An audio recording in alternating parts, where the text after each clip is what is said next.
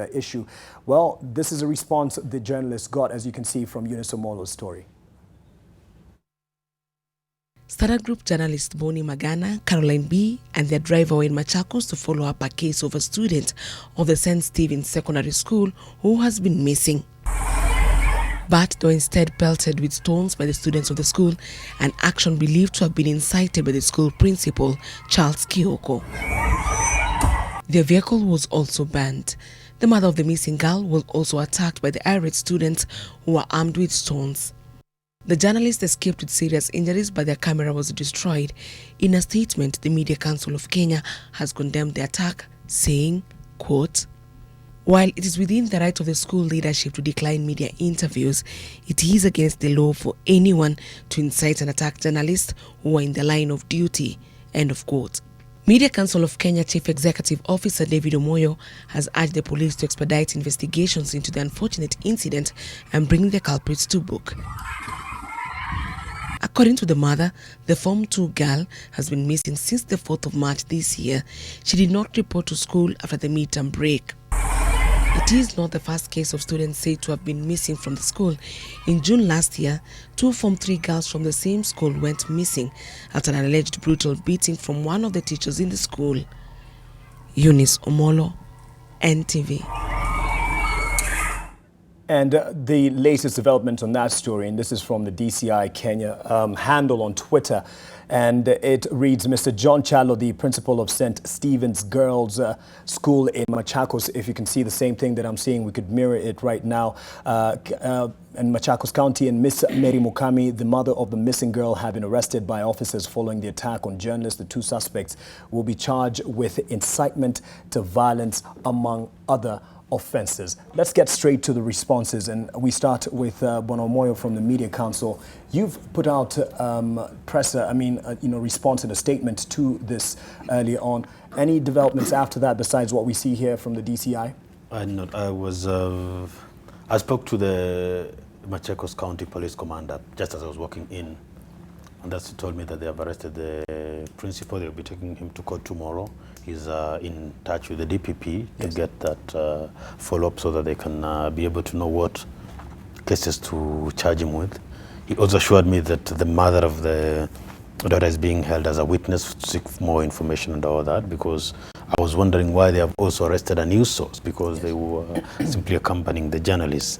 But I need to stress that it is in discipline of the highest order for what the principal did, especially inciting very young girls to do that, and simply a trend of impunity, suddenly realizing that if you don't want media coverage, you will just incite girls or anybody to do that. And it points around certain cases that have happened before.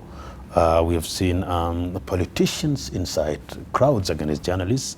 We have seen county assemblies chase away journalists. We had a case of a school in Western Kenya, I think around Kisii, where there was an outbreak of diarrhea or some disease, and the media went there, and they were beaten and chased out at the instigation of the principal. So there is suddenly impunity on attacks against journalists. People seem to be getting away with a lot of this, and we must act very decisively on this and other cases in order to stop this. Otherwise, it's becoming extremely dangerous to be a journalist in this country. Suddenly, like, it's a crime to be a journalist. Right. So unless we come out decisively, this will be very hard. A while ago also, when we were with the Editors Guild, we called the Inspector General of Police, and he assured us that he will get to the bottom of the matter.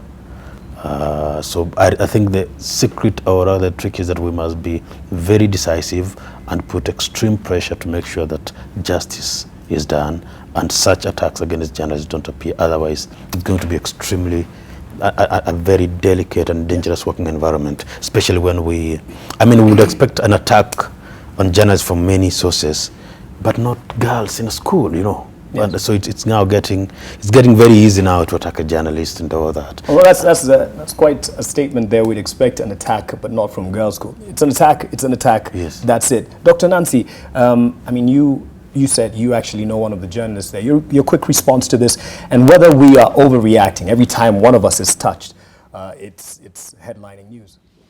I don't think we are overreacting. I don't think the media is overreacting when one of those that is working in a media organization is attacked. I think one of the things that I must commend the media profession of fraternity this evening is that there has been a clarion call. All media houses have come together, the different institutions have come together to condemn this act, which is unacceptable, is outrageous. It looks like a scene from a horror movie, just seeing what happened. And it's unfortunate that the levels of intolerance are being seen, across all levels. It's not just the political elite. We've seen attacks on journalists across the counties. We've actually devolved the attacks on journalists. And now we are also seeing this, taking shape in the form that it did, earlier today. And, we shouldn't tire from, pointing out these ills when they happen. We should call them out for what they are, because if we don't, then, nobody will do that for us. I think oftentimes we have seen these attacks happen, but, nobody calls them out, as they are. So, and for what it is. For what it is. Yes. So it's good that, the media houses are coming together, the media institutions are coming together to condemn this act. And I'm hoping that in the coming days we will see action, real action being taken, against the perpetrators of this act. Right. Churchill, from your seat as a president of the Kenya Editors Guild, besides, the condemnation of this, there's also the part where we need to know whether, as journalists, we are well prepared in such situations if it comes our way, in terms of harm coming our way. If there are, and I've seen it being discussed in some of the groups that we are in, if there are some steps that we need to take to follow, to know what to do to secure ourselves. A very important part of that issue, because as David and Dr. Book have mentioned, it's becoming such incidents are becoming too frequent from various corners of the country. And I do know that a few newsrooms in our country today, a few media houses have begun preparing the journalists, taking them through trainings, basically newsroom safety trainings, teaching them on how to cope with such situations. Right. It does not justify, it does not give anybody the right to then attack journalists because journalists are prepared. It only allows the journalists to sort of navigate and create a better chance to survive thereafter. Yeah. But there are protocols that have been developed, especially under the Kenya Media Stakeholders Working Group. And through that, we are working with various newsrooms to make sure that the media managers are able to take care of the journalists in a fairly wholesome way, basically 3 dimensions. One, to allow them to know how to physically cope with those issues. Second one, very critical, is how to deal with the trauma that comes out of that. Because at the end of the day, journalists are just human. Sometimes when they go through these experiences, some of us live for a very, very long time with those experiences. And many times, previously, we haven't been able to take good care of those kind of cases. Yes. But I'm happy that increasingly we are getting better prepared for them. All right. David, earlier I made the joke there of whether, you betrayed the profession. But of course, when you see this from wherever you're sitting, it must do something to you in terms of your reaction. Well, first of all, Mark, there's no betrayal here. I mean, I'm serving the profession from a different standpoint, let me say. But with regard to this attack, I think it needs to be, just like my colleagues have said, seen in the context of any crime that may be happening in society today, and many are happening. I mean, assault and such attacks on people are all over the place, just as an attack on a child or an abduction or kidnap that we are reporting about every other day is reprehensible. So is an attack on a journalist.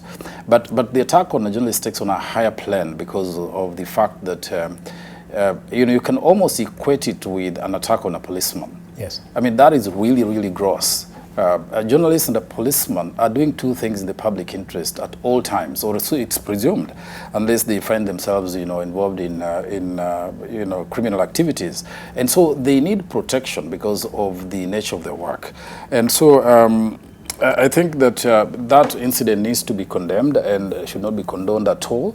And as the DCI has said, we just hope that action is going to be taken to apprehend the criminals or the suspects and justice done to them. Right.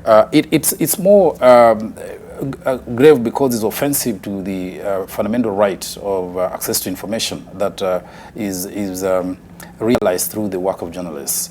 And this freedom is so important that it's now in the Constitution, protected. And those two things are protected: access to the information that the public needs to have, as well as the right of the media to actually carry out its work. So two articles of the Constitution have been violated grossly here, Article 34 and Article 35. And so it's a sad occasion. But I mean, I take it that, this is part of the hazards of our job. We've been through it, we do it, we get attacked, and every job has its, threats. And so we must learn to live with those and get ourselves. Not accepted, but it's not accepted, but it must be understood that it's within the context of what goes on and what is going on in society. Yes, and many people are asking as well, as we were, reporting this, that I hope the journalists followed the due procedure in covering this story. It's something that you would definitely make sure was followed, whether we were bombarding or barged our way into the institution without any clearance. And I think that's something you're looking into. Yes, of course. So before I get that, I need to clarify. When I said that it is, we expect an attack on journalists. No attack is excused or expected. Right. But I imagine even if it was personal safety, a journalist going out and work, they would attack in a girls' school would be the least expected. You imagine there's someone going either to a county assembly or a political rally or some demonstration. So walking into a girls' school would be the least expected source of an attack and all that. Yes. Number two is that we have this unwritten protocol. Of course, we are journalists from this media house. We are investigating the following. And usually, we have very many stories of either he refused to comment, or we were denied access, or we were locked out and all that. Yes. We have never gotten to the level of we were beaten, because a journalist can only ask questions.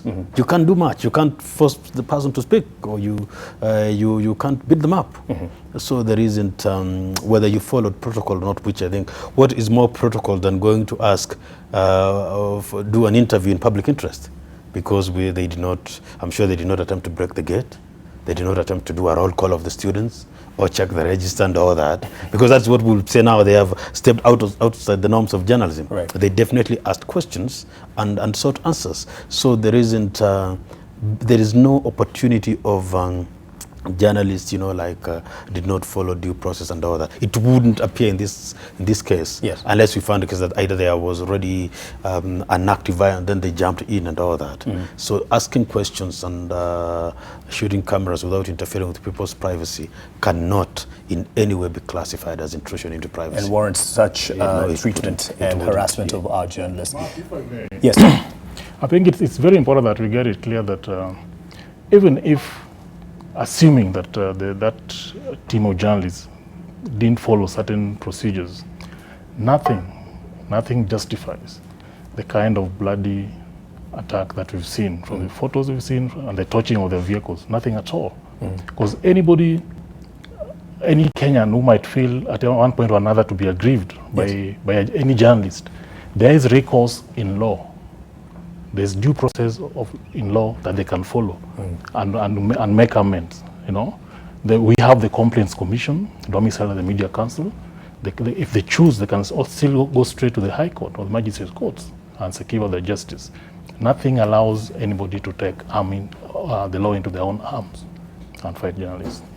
With you on that, and that's our position here at Nation Media Group, as I'm sure from other media houses, Standard Media Group, directly affected by this. But once one of us is touched, we are all touched, and it affects all of us. Unacceptable, and we certainly hope the DCI and other investigative arms will get to the bottom of this. And Conch David, as he follows the conversation, says journalism is a profession that ought to be respected and justice be served.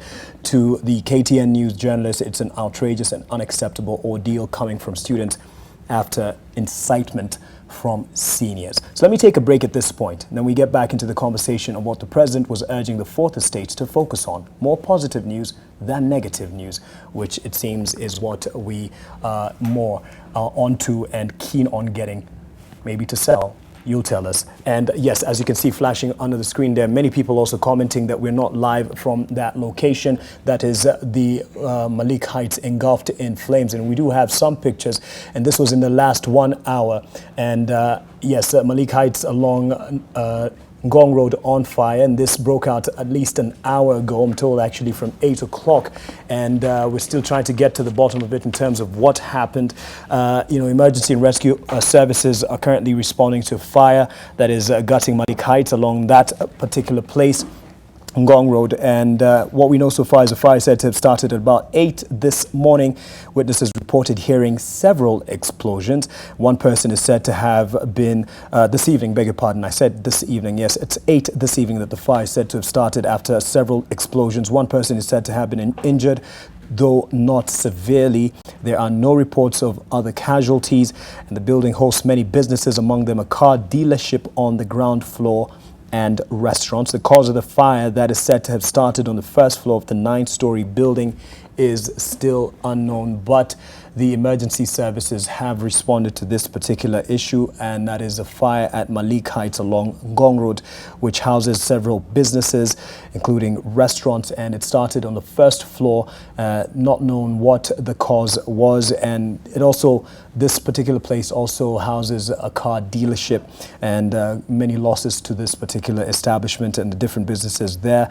And it started at around 8 in the evening, and after some explosions, several explosions, we won't run into conclusions as to what that was. People say they heard explosions, and we will be able to get more details on this story. I'm glad that the many people are actually commenting on this and talking about whether or not we're giving this the importance it deserves, and we are definitely.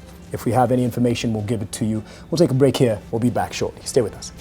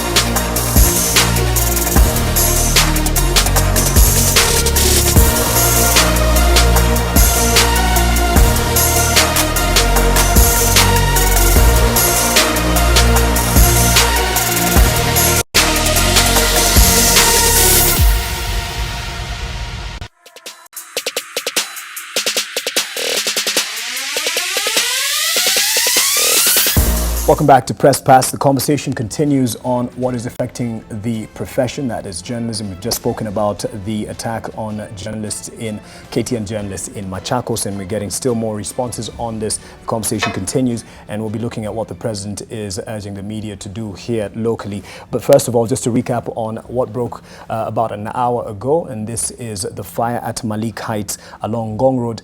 And Malik Heights houses several business establishments, including restaurants and even car dealerships.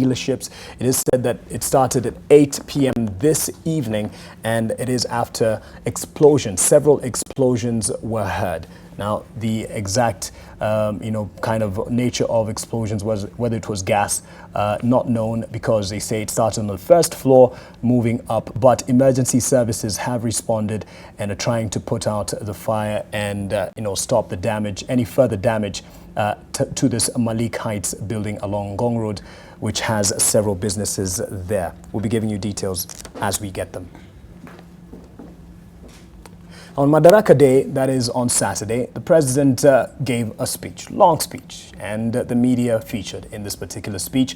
And the president urged the Fourth Estate to focus more on positive aspects of the nation, or at least give a bit more coverage to it, as much as we are negative, as we look at the bad news. And in fact, some people have said, ladies and gentlemen, that they've stopped watching news because it is all negative. And you can imagine what it does to my psyche when I'm delivering that bad news. But this is what he had to say, and we'll discuss on the realities of this and practicality of the same. Let's listen. But I want to urge every Kenyan, and particularly those in the media and in leadership positions, to also shine a light on what is good, even as they identify what is holding us back. To take time to cultivate a sense of national pride by giving equal prominence to the myriad of positive and uplifting stories that showcase how great a people we are. We need to lift up each other's hopes so that we can have the strength as individuals and as a nation to successfully navigate this process of transformation. Let's get reactions from our panel on this, and also with the question whether media is negative, like a default of negative in terms of its coverage. Let me start with you, Bono Moyo. And it won't be the same. It's just because you're closer to me. Let me start with you, though. So that makes me luckier.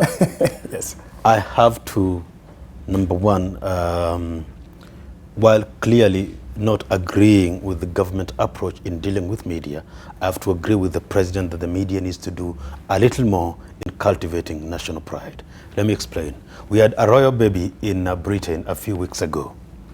The next morning, the Daily Mail dedicated 23 pages to the royal baby. All of us know how chaotic British politics is. I was reading an analysis earlier today where some editor was saying, we no longer know how a prime minister looks like, so they expect anyone to ascend to the throne. Yes. But they said, for an independent newspaper to do that, it's because about royalty and national pride and all that. The other paper, The Sun, anybody who reads The Sun knows that The Sun has no time for any good news and all that, had 11.5 pages dedicated to that. That means that while the newspapers are independent and they question government and all that, they take a stop and say, oh, we are the British royals and all that, we have a royal baby and all that. What if you look at our royalty as, let's say, our athletes, and when they make those exploits internationally, they will make headlines, they will be on the cover page? Well, not always, because when teacher Tabichi won an award, he was everywhere. No, he was on page 1 in 3 papers in the UAE, and only the Standard gave a stripper up there. I want to make it very clear that editors must be independently allowed to decide their content. Okay. And always when it bleeds, especially negative news is news, because we expect people to deliver. If they fail to deliver, that is news. We expect no accident. If there's an accident, that is news. We expect people not to steal. If they steal, that is news. That is very clear. But a few times when there is the moment to pause and celebrate certain things, I think we should be able to put a little more time. But with that clarity that we shouldn't at any one time refuse to give prominence to bad news and all that. But from time to time, we need to celebrate Okay. Where do we strike the balance, Dr. Nancy? Or first, responses to what Omoyo has said? Well, I'm hoping that when we have our own royal baby, then we will give it the prominence that it deserves. But that's with a light touch. I think I agree and also disagree with my colleague. It's just curious to note that we vilify the media on one end, but we also reach out to the media. And I think that statement by the president, shows that he understands and appreciates the power of the media, even in as much as he condemned the same media, sometime last year. So appreciating the fact and the importance of media in society. But having said that, we operate in a context, and the context is such that, the stories that have made headlines in the recent past speak to the issues that are happening in society. Corruption has been a big story, and so, there's nothing that you can do about that. You have to give it the prominence that it deserves. And in the absence of a vibrant opposition, then the media takes up that role of holding institutions into account, now more than ever. So it plays that watchdog role. And it would be suicidal if media then takes up the role of spinning, the positive stories. But we have seen those positive stories. I agree with Omoyo that maybe we don't give them, the attention and the priming that they deserve on the front page all the time. Yes. But that does not mean that there are no positive stories that are happening. I think the question that we need to ask ourselves is, where are those stories? Is it that we as media houses are not looking, or those in the media are not looking for those stories, hence, bringing them to bear? Or is it that those stories don't feature, and so what is likely to be propagated is the negative stories. But then again, when you're doing your job right, if you're a parent and you're paying your child's school fees, you're doing the right thing. The moment you don't pay that school fees, then you'll be held into account and people will be looking at, why aren't you doing it? So when we have certain expectations of I guess it's for us to also be able to define what is a positive story. Because if you're doing your job right as government, that is what is expected of you, as a government. Yes. So you don't expect media to highlight what should, in essence, be your responsibility. But they will hold you to account when you're not doing that which you are mandated to do, that which the people elected you to do. Yeah. Okay, and in terms of context, I mean, you mentioned UAE and how Tabichi was, headlining in several papers, but there was also the context of, the leaders of UAE being there, present at that awards ceremony, and it would almost be unheard if the coverage wasn't given top priority. Well, it was a PR gig for the UAE. Yes. So they had a fairly deeply rooted, or if you like, vested interest in playing that out to the world. But the second thing is that that story broke pretty late in the day. Yes, it's true. An hour, a minute must come when we must release the newspapers to go get printed and to get vanned across the country. And sometimes you don't have the luxury to wait for every other story and give the right treatment that it needs. If you go back to that story, the second day, it got fairly reasonable treatment, the treatment that it deserved. Yeah. Well, that said, I disagree with my good friend Omoyo, and I disagree with the president. I don't think the core duty of journalists is to make the country happy. That really, it could be a good thing to do, but it's really not our responsibility. Our job is to find the news and to verify the facts in that news and to deliver it to our audiences in a timely way. And we don't arrive on the news scene with any values that we're only looking for the good news or the bad news. We are just looking for the accurate news. Yes. And if the news sources give us happy news, we are very, very happy to deliver that to our audiences. If they give us somewhat unhappy or negative news, our duty, our contract with the people is that is what we need to tell them. Cool. Yeah, and we do that knowing very well that the people too have a civic duty to hold those they elect into office, to hold those who've been appointed in office to govern them to account.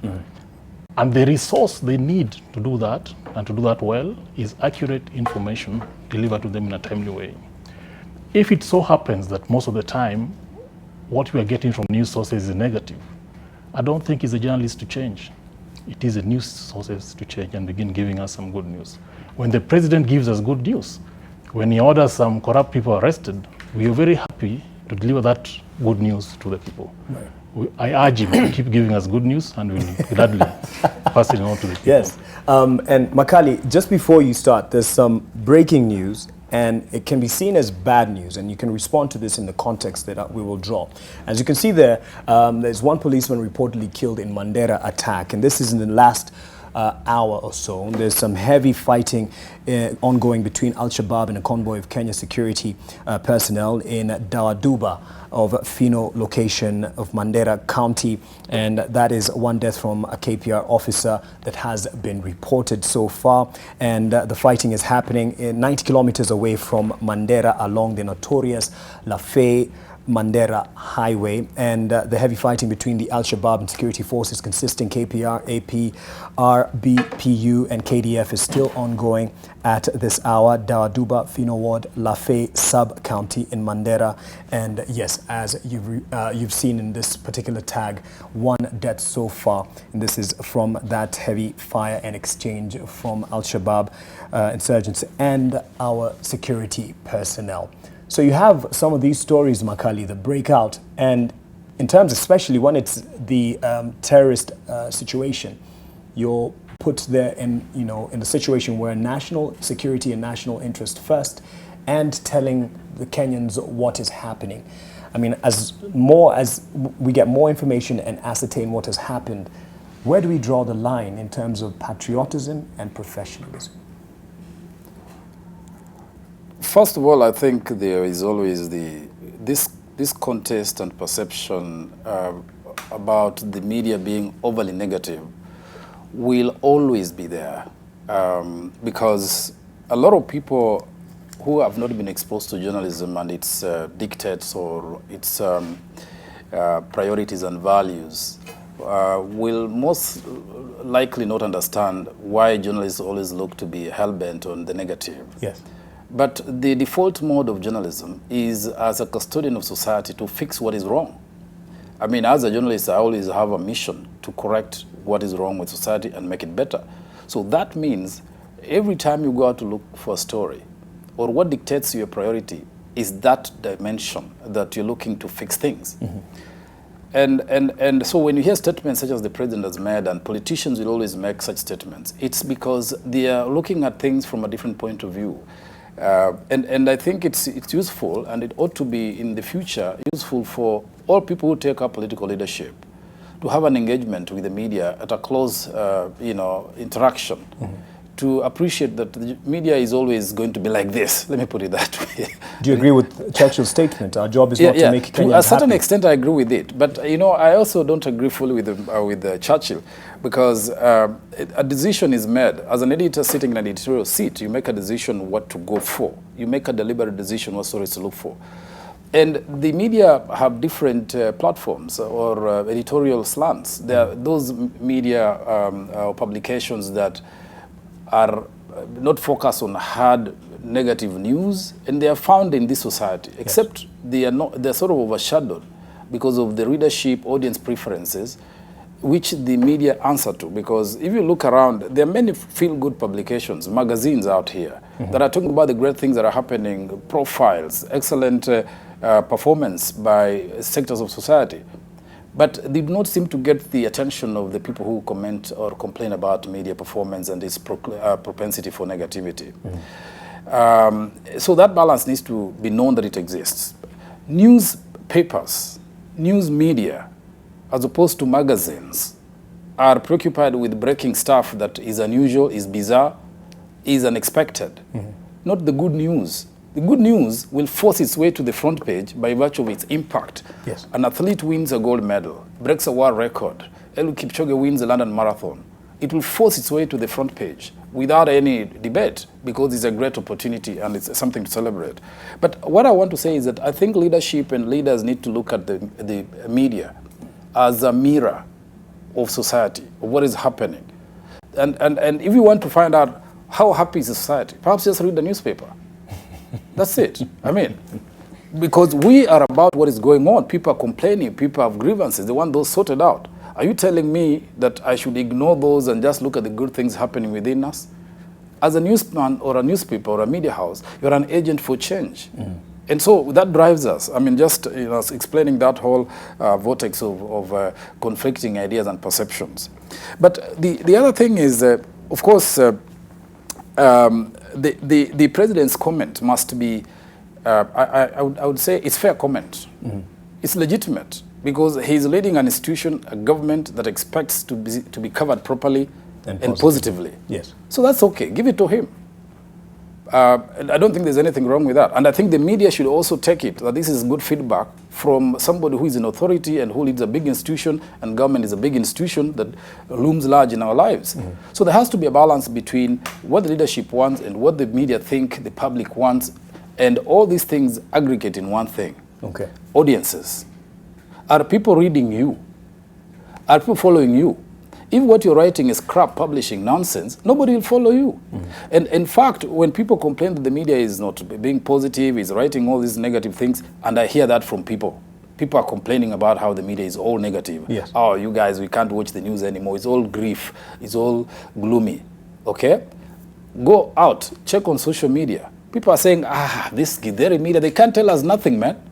I mean, we are shallow, we're not giving them the stuff because people want to the issues that confront them to be addressed by the media. Yeah. And when you go after those things are not necessarily favored by government. Yes. So what I would say is government should give us good news. Government should sell itself. It should push its way into the front pages with the good news that it has. But it should not blame the media for not carrying that good news, because the media is serving a certain audience and serving a particular demand which it must answer to for commercial and other purposes. Right. And as you were talking, there's something, and I'll come to you, Dr. Nancy, to respond and to weigh in. The pictures there are actually from Malik Heights on Ngong Road, and the fires reported difficulties in firefighters reported difficulties in accessing Malik Heights since the building is close to others, including a residential property in the back. And they did respond to this particular emergency quite promptly, but yes, that is giving them the issue in terms of the accessibility.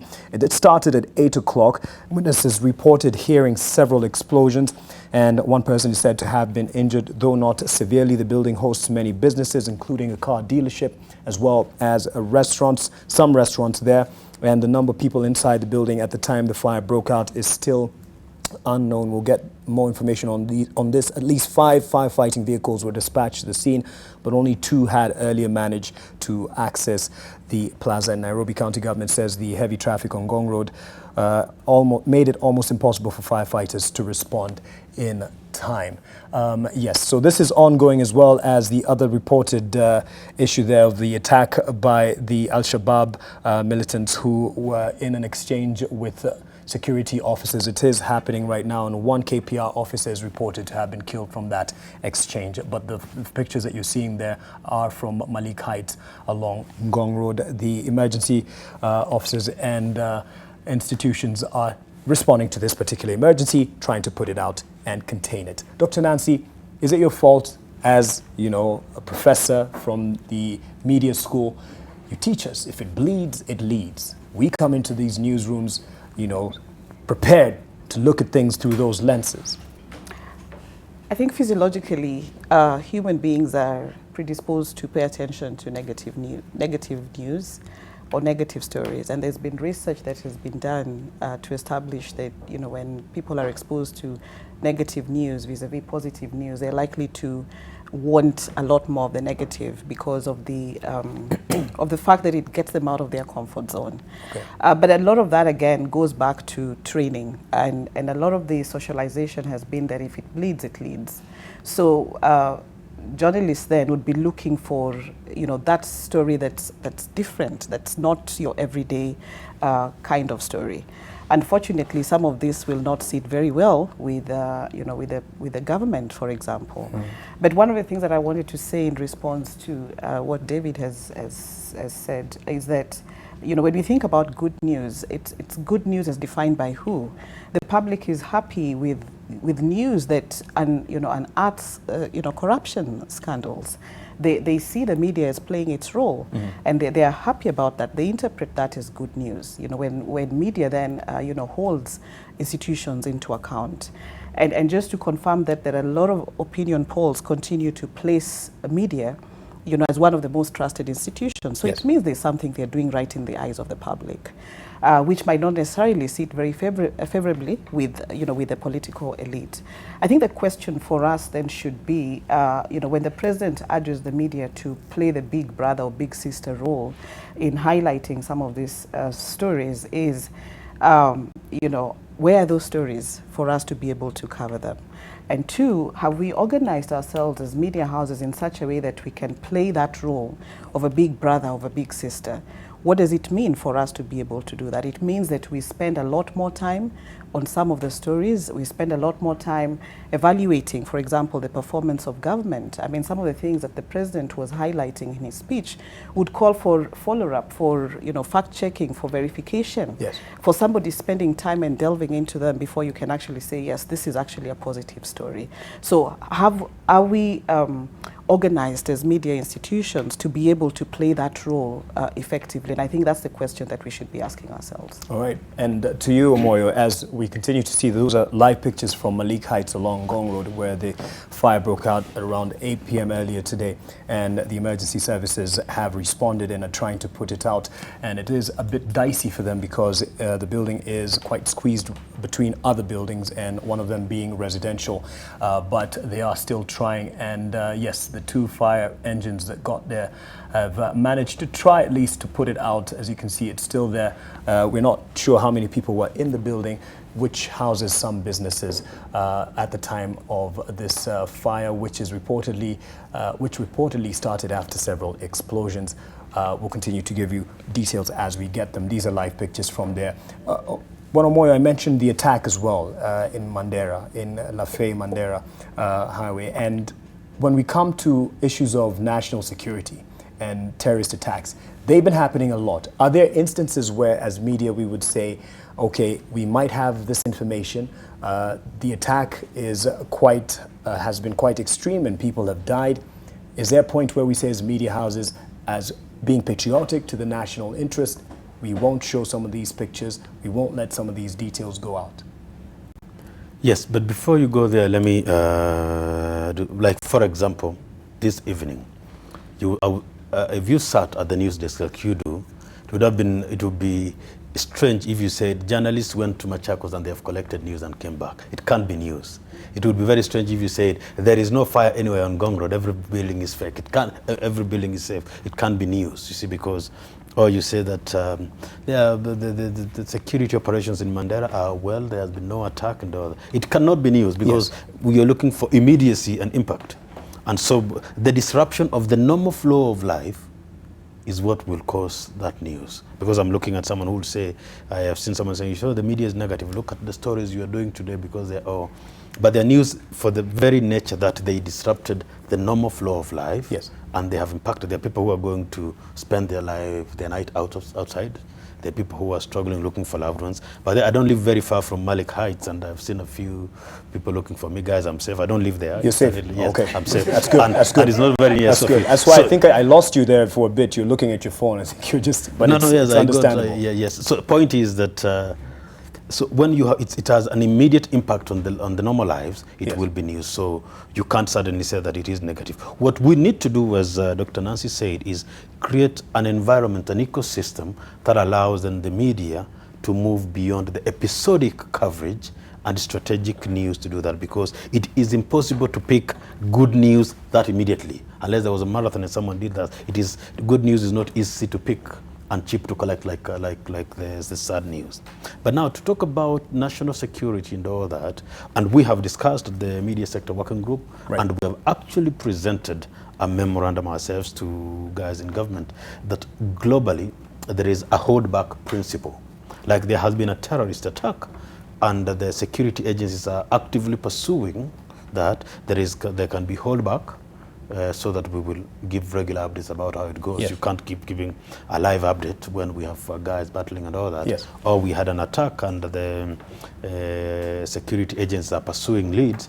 You can't keep reporting that the police are today in Machakos and tomorrow they're going to it gives those guys. But it can never be dictated by government or those in authority or security agencies. It has to be a request that is placed strategically, like they have in Britain and Sweden, a strategy that we ask for a certain holdback on this and this story for this and this period, and it is time bound. It's so that coordinated. so you must convince editors that we need this story to be held for this time because we are at the tail end of investigation, and if you do this, you will give a lead to this and all that.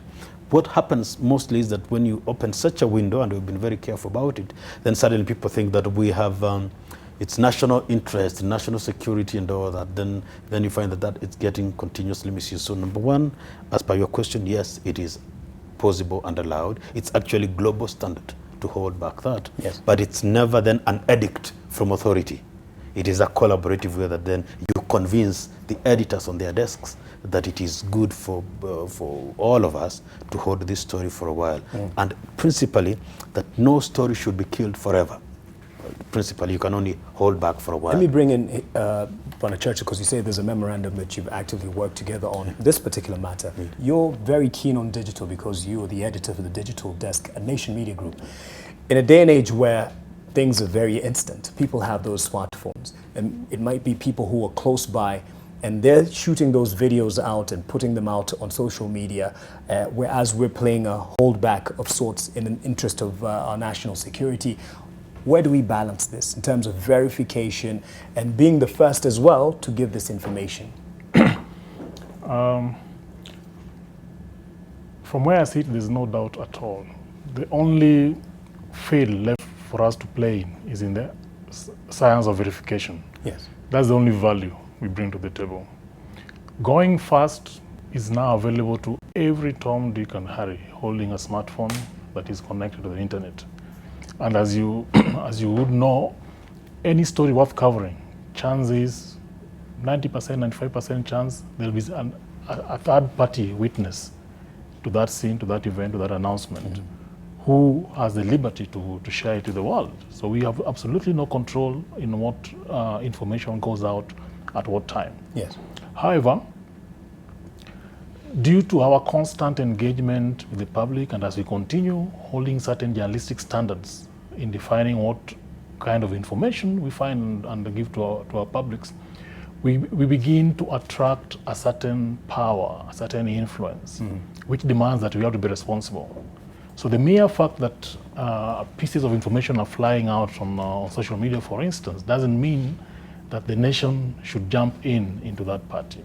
Yeah, we have to approach every single story with responsibility, and that's the job that editors do every single day. Yes. Yeah, knowing that our accountability is to our audiences in terms of getting the truth to them. Yeah. Because there's that pressure. I mean, even as this Malik Heights building was on fire, there was pressure because people are seeing stuff online, but they're not seeing it on our air. Yes. We were just using that tag, developing story. But as you've said, our business now is to be in verification. Send people there, verify what's happening, and give the information out. And that's why they come to us. Yes. If we were, putting out every piece of information that comes to us before verifying, they wouldn't need to come to us. Yes. We'll be just as good as the next Facebook account or the next Twitter handle. Right. But they come to us because they expect a certain level of responsibility, and we have to hold that dear. Okay. Yeah. Let's take another break. I see you want to respond in Makali as well. You tell us what information you're verifying at the Task Force of Information as the chair. After the break, we'll be back shortly. Will that be allowed? No, I just want to understand.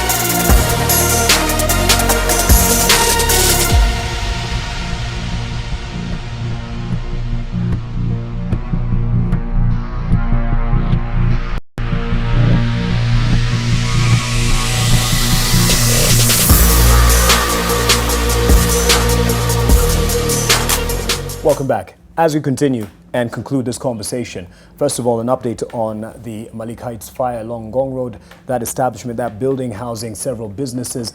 These are live pictures. As you can see, some of the damage along Ngong Road there. One of the businesses there is a car dealership, and the firefighters who responded to this after it broke out, this is around 8 p.m. earlier today, after some explosions, they had some difficulties accessing this particular area because it was around the time there's a lot of traffic jam along Ngong Road, and they say that not too long ago the fire, which initially started on the first floor after an explosion or several explosions as reported earlier, started again, and that's what they've been trying to put out. But it seems they have been successful. As you can see, people there, because the Malik Heights building also is neighbored by some of the other residential buildings. You can see people there in their comfortable clothing, just making sure that everything is safe and secure in terms of their property as well. As you've heard, one of our panelists lives not too far from there, but his house and home is safe. But yes, as you can see, some of the emergency responding there, some of the emergency responses taking place, and yes, we hope that they do get to put it out and contain this fire, and that no one is severely injured. One was reported injured but not severely, and we are yet to find out whether there's anyone who was trapped in this particular building. We'll be getting an update to that. These are live pictures, and we'll be showing you as we continue with the conversation. In the words of the president himself, let's revisit some previous sentiments that the government had, and that is the president himself and the deputy president on the media. And if you remember the line, "Gazeti ni ya kufunga nyama," this probably will ring some bells, but if not, this is what was said in 2015, and we can actually get the wider context from Ken Mijungu's report then. For the fourth time in 2 years since they were elected, the Jubilee government is coming down hard on the media with verbal rhetoric.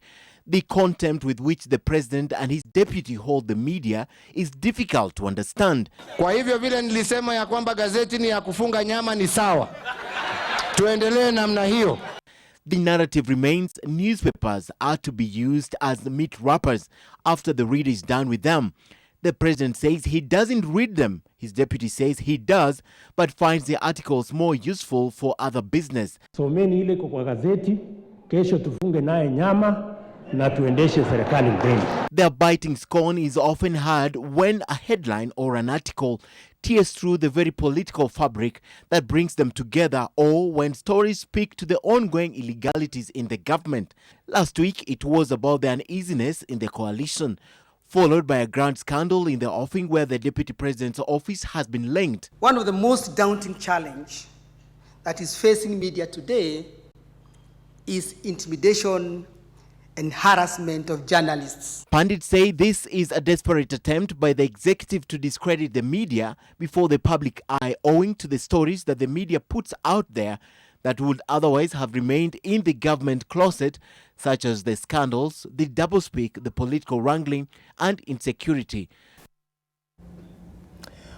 Is this, an outcry out of proportion? And I'll throw it to David Makali. You've worked for many gazetes, and I believe then you were working for one.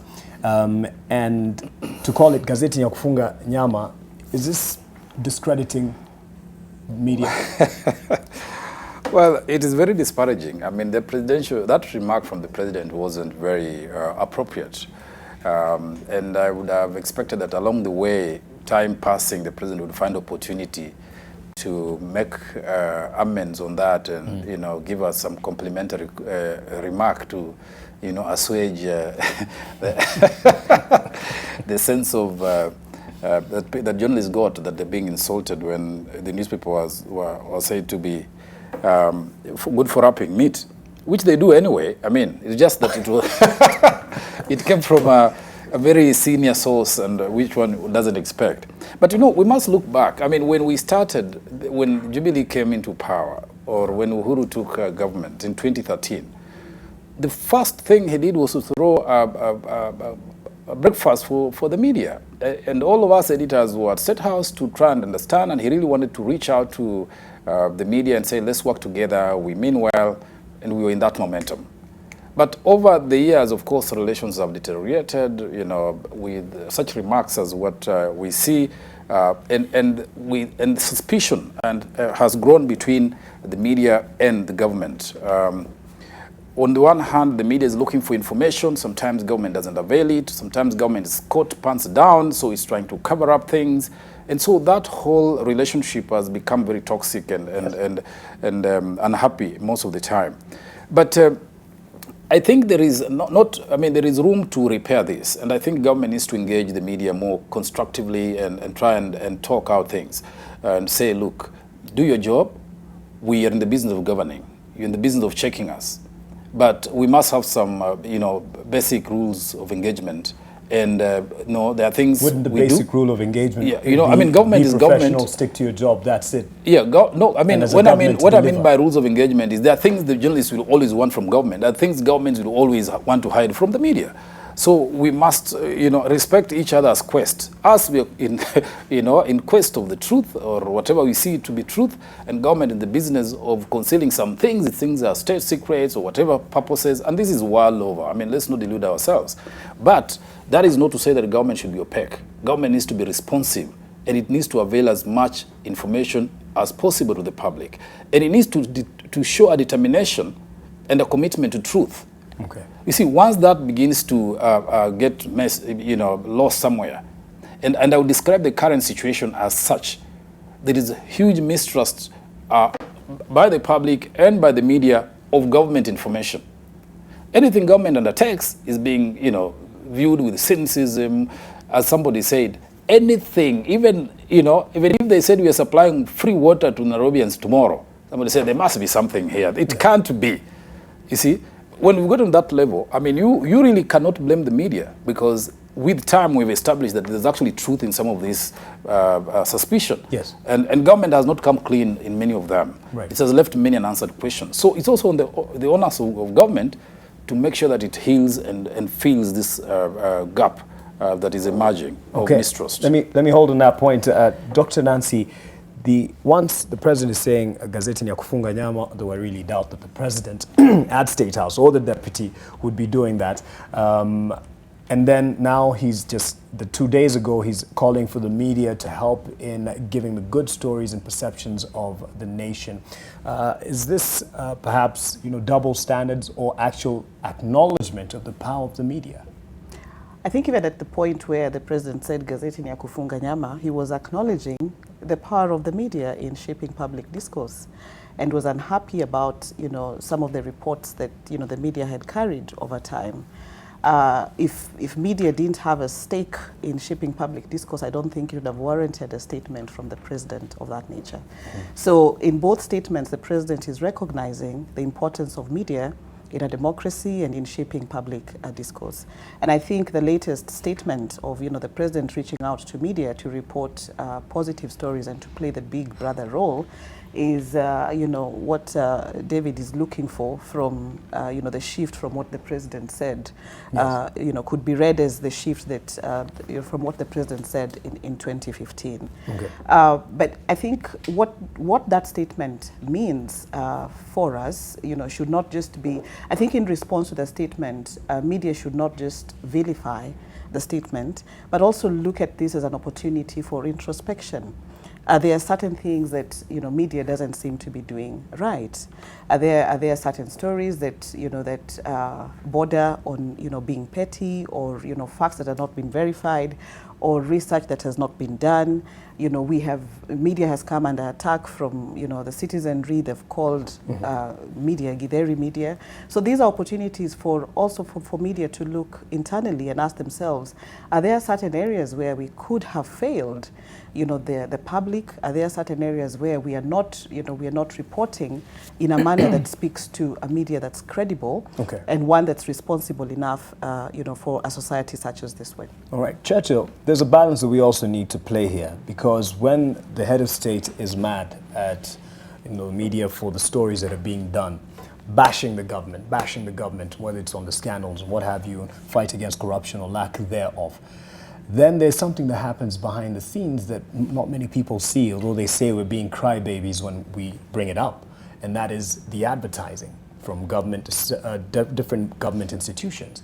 Advertising owed to us, held back when we hit hard at the government. How do we go forward with this kind of treatment from the government?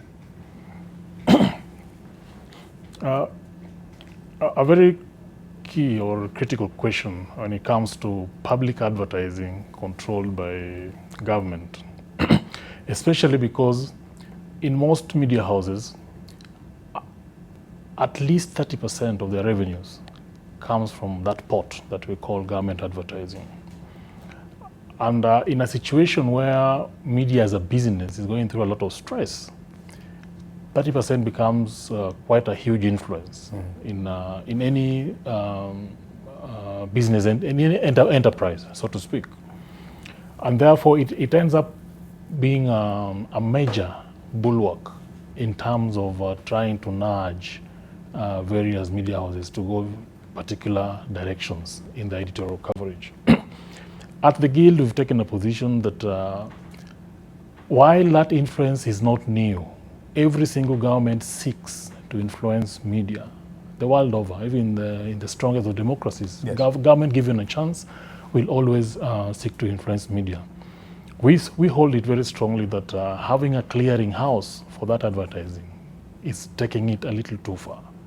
Yeah, and we know that that clearing house has been abused before, and we know it can be abused again.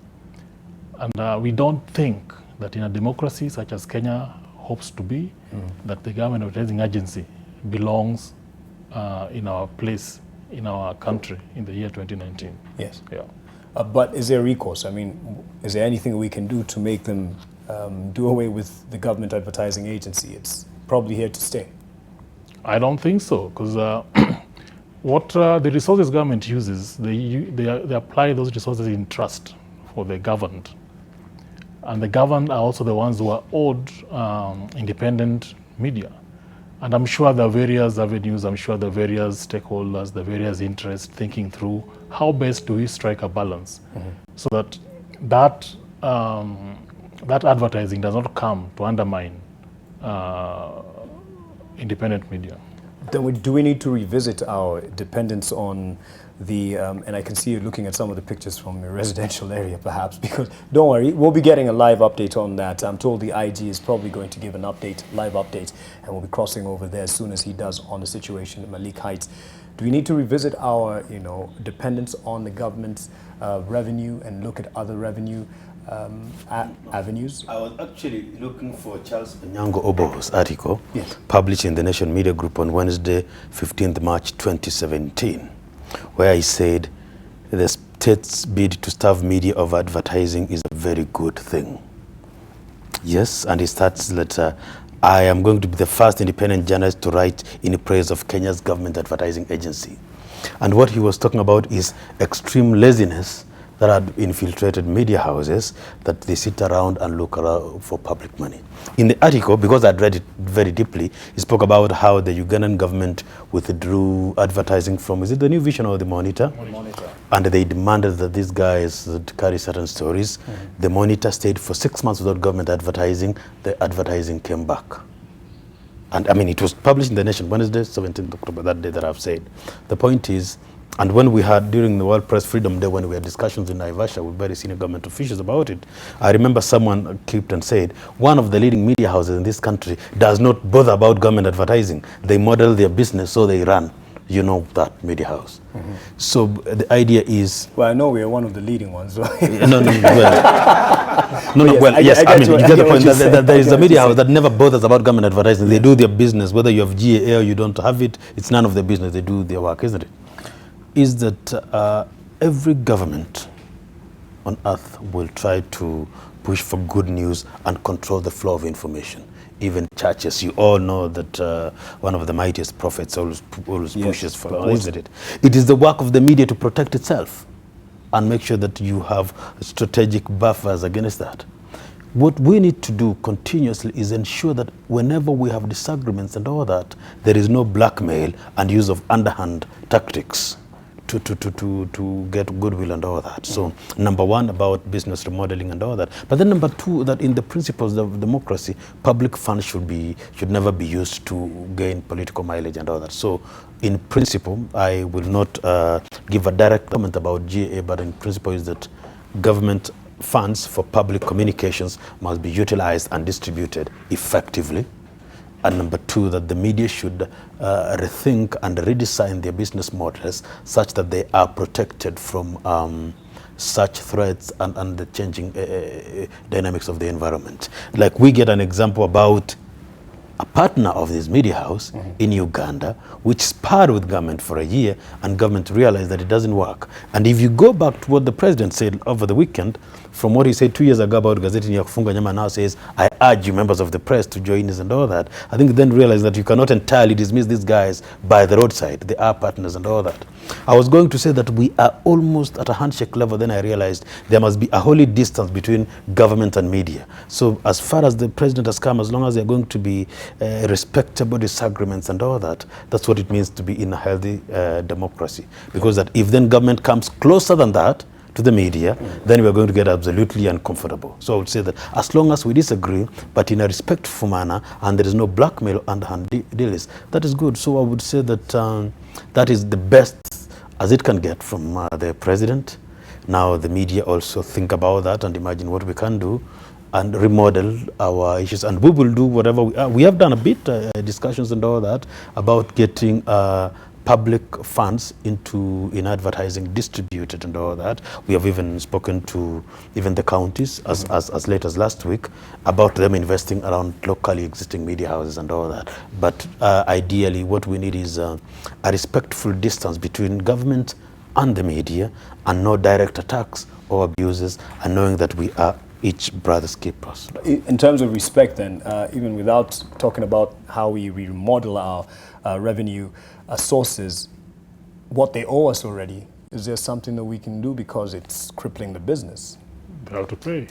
They'll need to pay. I am aware. Yeah. I know. Let's be honest. You, if you spoke to your core business department, they will tell you that over the past 3 months, at least I think more than 700 million has been dispatched and distributed across. I know that has been the debt has been reduced a lot. 700 million is among the 4 or 5 media houses. So there has been a lot of. I think even as late as 2 weeks ago, checks went round. Because again, it is so. I mean, it was accumulated. There was confusion over several years, but they have started paying. I am not defending it, but I know that what is owed has to be paid, yes, and the payment has begun. Right. I do not know up to what level. I don't know what will. But the point is, if a service was rendered to government, it should be paid. And I would say that this is the right opportunity for the moratorium that the president issued until 30th of June to say that we have a pending bill also. Because that was issued, isn't it? So I think this would be an opportunity to say that in the next 30 days, even us, this is a pending bill to be pushed. Otherwise, because refusal to pay is a breach of contract and trust. Right. So it's not just a breach of contract. You know, if you read the 2010 Constitution, only one business is mentioned in the entirety of that Constitution, and that's media. Yeah. So. Delays in paying media debts, I don't think it's just about the contract. Yeah, it's also because as we sit here, we may in our context we may have maybe 4 or 5 major media houses, but it is in our interest that we have a variety, a diversity of media. That we should find an environment where new media houses can be set up and have a fair chance to thrive. When government delays in making those payments, the people who are most hurt are these nascent media houses. And if they end up dying, the Kenyans will be the poorer.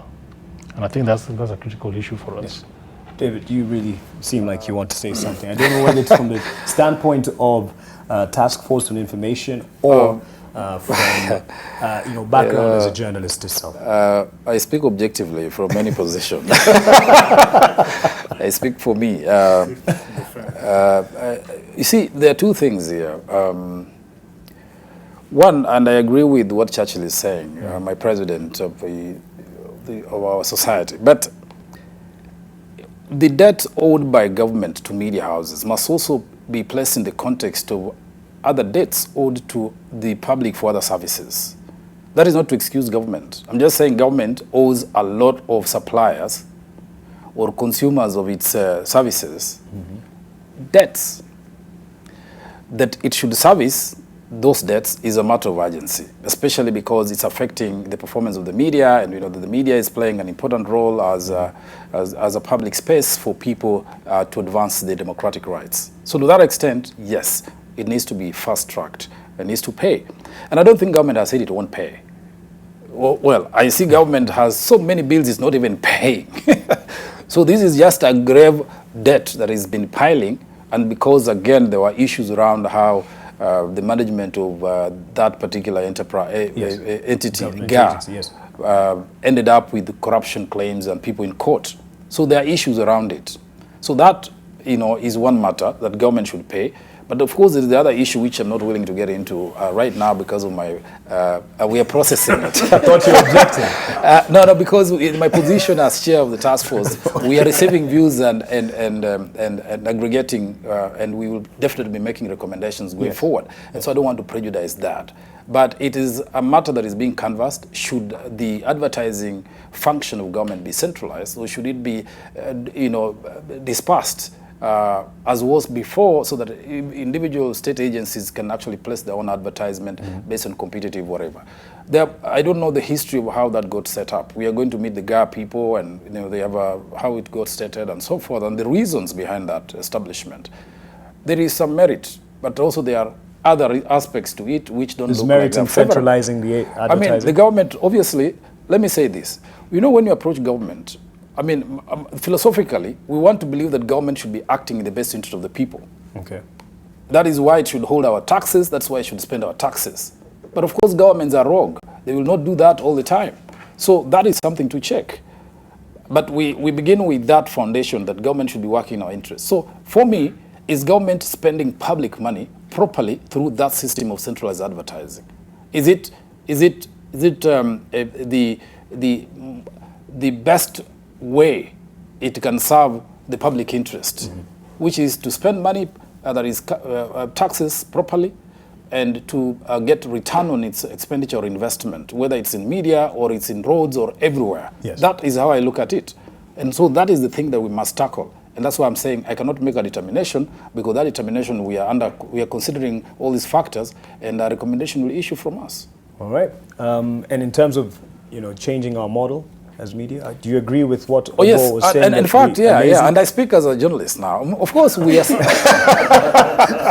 has to justify every statement. Yes. Let's accept it. Let's accept it. I have many hats, but the point is, we are also like spoiled children, because we have gotten into the dependency on government advertising over the years. But what is our entitlement? For example, supposing government decided today it's not going to advertise in any media. It's because the law requires it to place advertisement in public so that the public can respond in competitive procurement and so forth.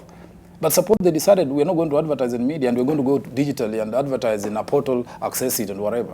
What will be our claim? What will be our entitlement as media to that advertising revenue? Zero, if you ask me. If government had determined that this is the better way to spend the money from the public. So I think we need to wean ourselves off the dependency on government advertising. Is that one of the recommendations you're giving? I am not recommending anything to media. I'm recommending it to government. No, yeah, that's what I'm saying. But I think it is something. I mean, a serious media house, and I know all these discussions are being held. Each of the media houses has been going through these motions of trying to see how do we survive in this circumstance where government sometimes manipulates us using the advertising arm, or where the advertising revenue is also declining because of the transitions in media, the digital movement forward.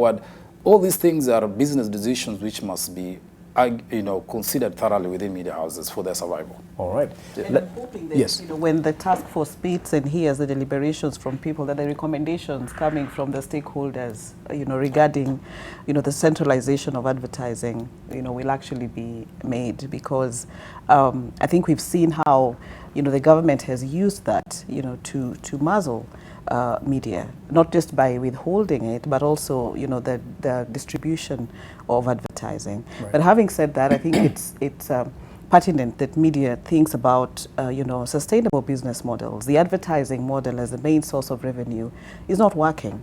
One of the ways that media can do that, and it has been tried and tested in other places, is through the quality of stories that people would be willing to pay for to access. And until the media can actually prove that it has stories that the public can pay for, to access, then the current model will not sustain media. All right, something to think about. But I want to get to the concluding remarks from each of us now. And this conversation on the, government advertising agency being centralized and whether we could revisit that and do away with it all the same started from the issue of the government trying to intimidate or control the media's running of certain stories, when we're bashing them too hard. And in conclusion of that conversation, because it was what we really wanted to get into with this discussion, will it be a good day when the president or deputy stand there and say, media, you're doing a good job in the stories that you are giving us? I'll start with you. Yes, it will be a bad day. Okay. Media is supposed to hold those in power to account and demand. So if suddenly you hear the president, those in power praising you, then you are not holding them to account. You are doing PR. But allow me to say something, is that government owes, at least according to some calculations by around 310 billion shillings to suppliers. Of that, 2 billion is owed to media houses. So really, it is part of a bigger context about payment. You cannot isolate that and move. But so it can be done. So as a rule is that, yes, have a respectful decision with each other, but let's not have government saying we are very happy and all that. Then if government does that, you will definitely have betrayed either the public or something. But number two, talking of the same and around the media coverage and all that, I wanted to give a conclusion about, we have had media coverage from barrios. Assume it was the barrio of my grandfather. I gave an example because he's long dead, so the ancestors. And we have politicians there, and we have headline news about this politician has said this and all that. And that can be the main news, and it goes for 5 minutes. Yeah. And nobody mentions where that was and whose barrio it was. I mean, because this is a barrio, all right? The politicians have met around an event. But that word, that bleeding word that was done, that attack and all that, isn't it? And when the media now fails to contextualize, this guy spoke at the barrio of Makali's great-grandfather, for example, and simply say, this one said and this one replied. I think, honestly, without trying to dictate content, we fail. I mean, the context of contextualizing and all that. Say whoever said it, but then go deeper into the story. I think if you look at it that way, that we have not gagged media's independence speaking about what is the bigger story of the day, but you have contextualized the story. It is a more objective, other than say that this guy said and this guy said and all that, so that the people, the context in which this event was happening is totally not highlighted. I remembering from my journalism class is like a press release, or when an event happens, there will be coverage on the event that was happening, and then the side shows and all that. And you find out that there was these comments and all that. So we are getting to a level where an event by the side totally takes over, and there is, the how, the contextualizing how that happened totally gets lost. We forget about the 5 W's and H and the why and all that. But also probably the pyramid. Someone will say we want the important information first, and we can find out where he was speaking from. And they know, they are strategic. They speak at these events because they know this is a platform they'll get, even churches and what have you. So there's one or two explanations as to, the editor will chop it off my script if I write he was at this, this and this, if it doesn't add to the story. That's just the realistic picture from a day-to-day running of a newsroom and what I witness. So I'd want to give it now to Dr. Nancy. If you're going to change some of the things you teach our colleagues who are coming from Aga Khan and other institutions. Let me just start off by saying that it will be a very sad day for media if the government says that it's doing well and it has positive stories. That will sound a death knell to media, because then it means that it's not watching on the institutions that it should. Having said that, will we change what we teach? I guess what's changed, a lot of teaching is very dynamic. If it bleeds, it will still lead. If it bleeds, it will still lead. If you know, if it's an important story, whether good or bad, again depending on who's looking at it and who's determining, you know, the good or the bad of the story, it will lead. I think what needs to change for us in training is that we need to think beyond the 5 W's and H, and ask ourselves the so what. You know, a lot of stories that we carry, you know, stop at the 5 W's and H. But, you know, people are asking, what's the implication of this? As I like saying, who dies if the story is not told? And those are the questions that we need to, you know, we need to be able to ask ourselves. I think, again, the other thing is, you know, just thinking about other stories that are not, that you're not going to find at a political rally. Yes. Or at the national prayer breakfast. You know, the stories that are out of that space that are important, you know, to several people, but are not, you know, are not as prominent or are not playing out in the prominent spaces. So, you know, just ensuring that journalists can go out there and identify, you know, some of those very important stories, because, you know, research has shown that those stories actually, you know, get attention, they get the audience, they get the numbers. And also just being able to listen to the audience and what they're saying. You know, a lot of audience analytics would point to the kinds of stories that we need to pay attention to.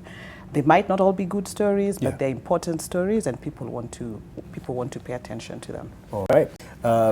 From Churchill, as the president of the Editors Guild, your final statement and whether you think it will be a happy day if the president said, Churchill and your team from Nation Media Group are doing a good job.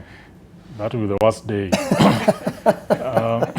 And I think every time those in positions of power go out crying about media, I think it's confirmation that there's something good that the media is doing. Yeah. But that said, media does have its low points. And I know for a fact that every single day a lot of work goes into trying to bring up those areas. When you talk about business models, I see media in two faces. There is the media that is a business. And every single day in these offices, there's a lot of work that goes on. There are lots of fights, there are lots of debates on what is the new model that will sustain the media business. And I'm sure we will crack it sooner rather than later. We will find a new way for media to monetize. But that doesn't answer the second phase of media, because while media is a business, it's also a tool or a part or a facilitator of democracy. Yeah. So how do we then take care of that person, that citizen, who is not able, who is not in a niche group that can be targeted for money? How do we take care of them in terms of delivery of timely information that will allow them to play their role as citizens? That's the question that many times doesn't get answered. And for me, that's the bigger worry for us as a country. We have to find ways to take care of that person who cannot buy media information from media, because they also have a right to information. They need to access that information. Yeah. So how do you take care of them? For me, that's the biggest question that we need to be thinking about. But that said, I think it's important that it's understood that the media exists to provide the information that the public needs, not that the public wants. Yeah, there are many other sources that can provide that other information. Right. But ours is the information that is critical for the development of our public. All right, and we'll stick to that. David Makali is smiling from a perspective of a journalist and from a perspective of... That's a very good one from my president. The media provides what the public needs, not what it wants. They want. Wow. And I'm going home with that one. Okay. Will it be a happy day if the president said we're doing a good job?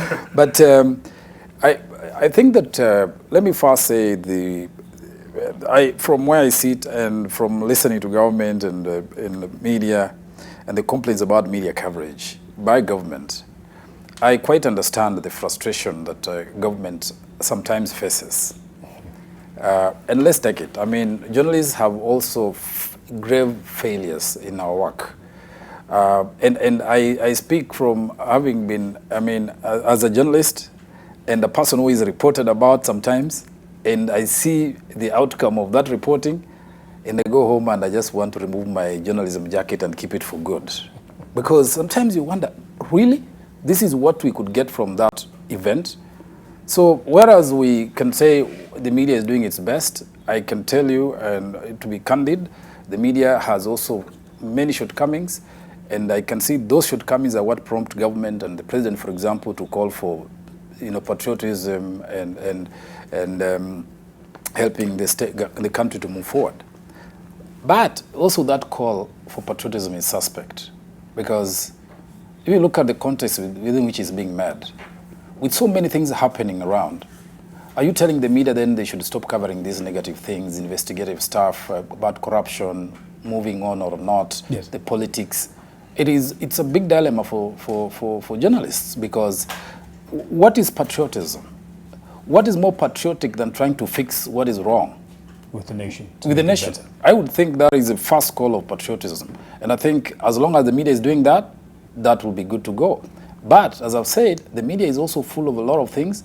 I see people picking trivia from events and leaving the highlight of the event, going out, and people who invited you to cover expected that what they're unleashing or releasing is what is important for public, but the media will, of course, shoo that aside and go for its thing because they believe that is what the public wants. So the frustration needs. Yeah, what public needs. So I think that we need to strike a good rapport, and media needs to engage, government needs to engage the media, so that there is common ground and the clear understanding that when things are reported that are negative, there is nothing malicious, and that journalists are also acting in good faith and they're not being malicious. Once that base is established, all of us will be happy. Okay. Well, I'm happy with the discussion that we've had today. We haven't covered everything that we intended to. Of course, we had the breaking news that had come in earlier as we were continuing with the program. That is the Malik Heights fire, and it's still being put out. The governor of Nairobi has given a statement just at the location of this particular inferno, and of course has said that they're responding to it. Will make sure that it's under control. No reports of casualties, although just minor injuries from that fire at Malik Heights along Gong Road. The other story that we'll be following up is the Al-Shabaab attack in exchange with Kenyan forces, and a KPR officer has been reported to have been killed. We'll be having our correspondent Ahmed following up on that, giving us more details on it. Thank you to David Omoyo. Thank you to Dr. Nancy Buka. Thank you to Bwana Churchill Otieno and David Makali for the two hats that you've worn today and represented. Thank you to the staff, of course, and my colleagues who have stayed on and made this possible. My name is Mark Masai. Have a good night.